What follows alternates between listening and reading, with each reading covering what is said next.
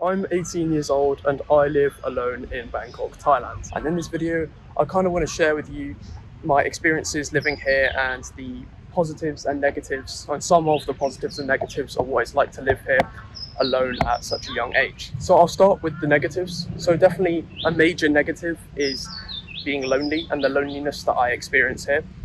I would say it's not as bad now because I'm getting used to it, but when I first moved here, it was definitely a struggle to be here on my own and go from my life in school in the UK, where I had my friends, I was with my family, I was just with people all the time, and now I'm here. Like, really, when I first moved here, it was a real shock going from, being with people all the time to essentially being alone. And it's all right now for me because I've got people that I'm around. But at the start, it was definitely really hard for me because I didn't really have anyone that I was around. So it does get easier. And if you are like thinking and considering of doing this and you're wondering how you're going to make friends and meet people, meet a partner, it definitely does get easier. And with time, you can meet people. It doesn't really matter what culture or what country you're in. There's definitely people like you, and there's definitely friends to be made in every culture and every country, but sometimes it takes some effort and you really have to put yourself out there. The second negative that I'm going to share with you is definitely feeling like an outsider. That's something that I've definitely had to deal with, and it's honestly something I still have to deal with today, even though I've been here for a while. And it's just when you come here at this age, like, you realize that there's not that many people doing the same thing, because this is very unique and it's a very strange thing to do. And there's loads of tourists here, don't get me wrong, there's absolutely loads of them, but how many are like, 18, 17, 19, maybe even 20, who are like actually living here long term? Well, it's not many. It really is only like 1%, maybe even like 0.1% of the actual tourists who are here. I mean, even just in general, the average age of tourists here is, over the age of 40. There's a lot of old people. And of course, there are, younger tourists, but by younger, it's normally like 25, 30, and they're normally not actually living here. The average age of people who live here is like 40, 50, 30s, probably the younger side of things. And yeah, that is just something, it makes you it sometimes like kind of gives you the imposter syndrome, because you're just suddenly thinking like, where are my people? Where are the people like me? And you sometimes like kind of feel like an outsider. And to be honest, it doesn't help that a lot of people will look at me. A lot of people will look at me kind of like, because they can tell obviously I'm not Thai, and they can tell that I'm not from this part of the world. And a lot of people do look at me and they kind of expect me to be with my family or expect me to be with my friends, and if I'm just alone like I am right now, a lot of people will look at me and like they'll give me that look of just like, why are you here? like why are you here kind of thing. A lot of people will give me that look because, yeah, they're just wondering why I'm here. And obviously I don't think it's a rude thing. I don't think they're like, get out of here kind of thing. Like, I don't think they actually treat me like an outsider. It's just more like they are curious, and that even if it is just curiosity, just sometimes even that curiosity can just feel like you're an outsider because you don't feel normal. And it's not like I don't feel welcomed here or anything, because I definitely do, because Thai people are very welcoming. It's just more the fact that I feel like when you don't see that many people like you, your age, where you're from, and people just like doing what you're doing, you sometimes just feel like a bit of an outsider, and that is something that I've definitely had to deal with. Now I've gone over a couple negatives, let me go over the positives, because the positives definitely outweigh the negatives, because, well, if they didn't, I wouldn't be here. So quite obviously. But I would say this isn't everything, by the way. These definitely aren't all the pros and cons, because this video would be very, very long. So these are just some of them, and I'll definitely share some others in another video.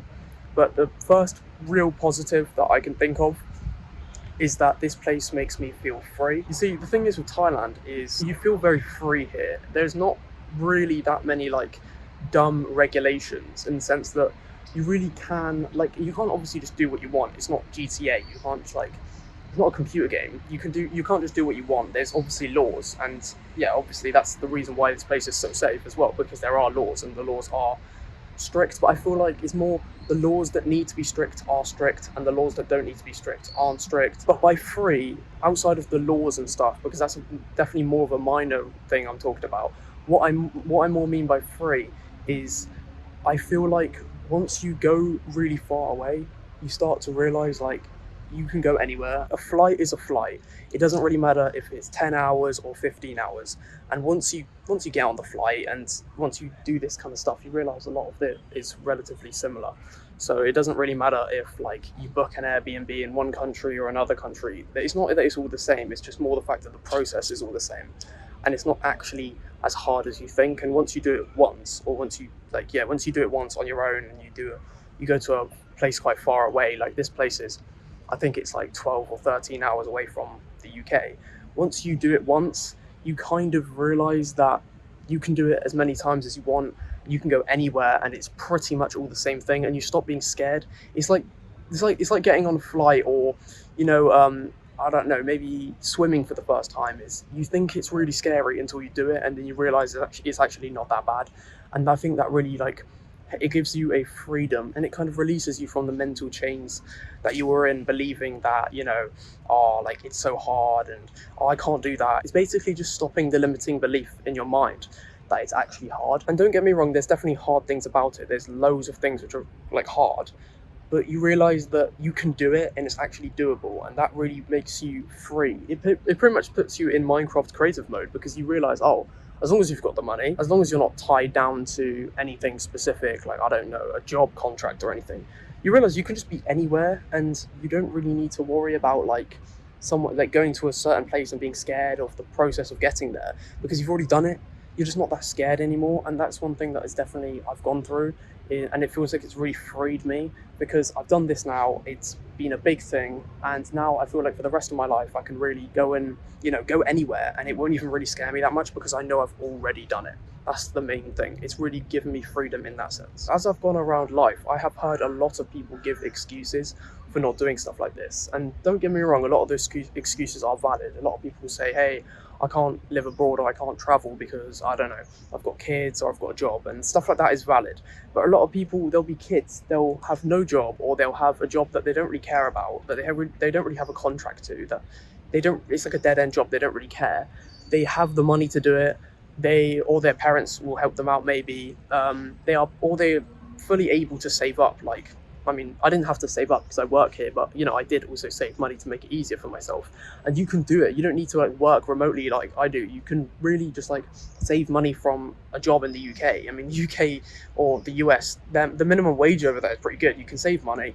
You can come out here or come out wherever you want in the world, and you can just do it. And really, for a lot of people, it's really as simple as just doing it and realizing how possible it actually is. And really, the thing that's stopping a lot of people is the limiting belief. It's not the reality. It's the mind is stopping you more than the physical. And for a lot of people, there's so many actual valid reasons why they can't do it. If you've got kids and you've got a job contract and you have no more leave for that year, you can't really go anywhere or you'll get fired, then fair enough. But if you're I don't know, 18 years old like I am, or you're 22, you've just come out of university, you've got money saved up, or you've got the skills to make money, then you should just at least try it, because that's the thing. And once you actually come out here this one time, you'll realize, or you come out anywhere, you go anywhere in the world, you'll realize that most of the struggles you think are going to happen either don't happen or are much smaller in reality.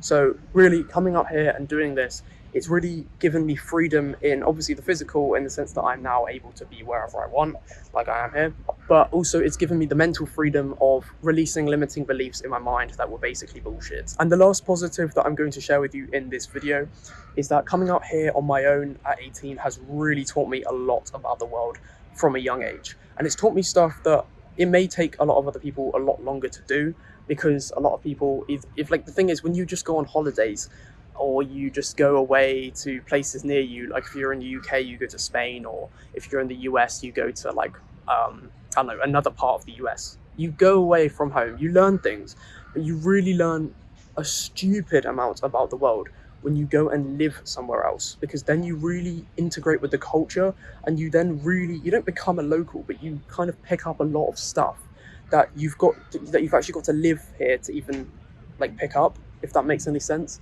you basically like unlock information that really you can only get to by actually living here.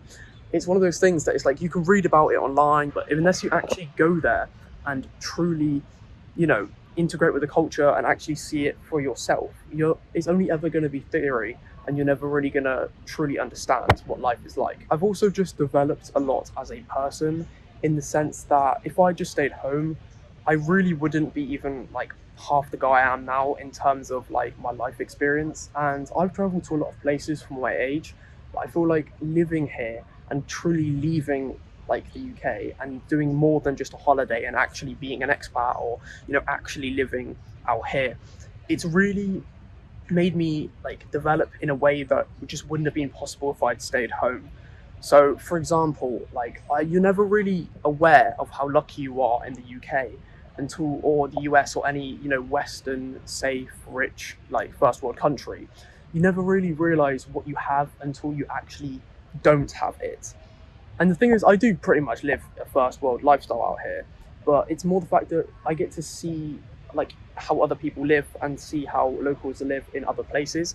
And that's really good to become grateful. It doesn't have to be Thailand. You could go and live somewhere different and you could just really appreciate certain things in your country that you didn't appreciate before because it was all you'd ever known. And it's like the more you go away, the more you can appreciate what you have when you come back. And this is one of the reasons why I have definitely grown as a person while being out here. I guess another thing would be like I've grown because I've pretty much had to do everything on my own. So back when I was in the UK, I was living with my parents, and even though I did pay for a lot of stuff myself, like obviously when I went out with my friends, I paid for it and stuff, and my parents didn't give me any money or anything like that. It's just more the fact that I lived under I lived in their house. My mum cooks food for me and stuff. Like my parents paid the bills.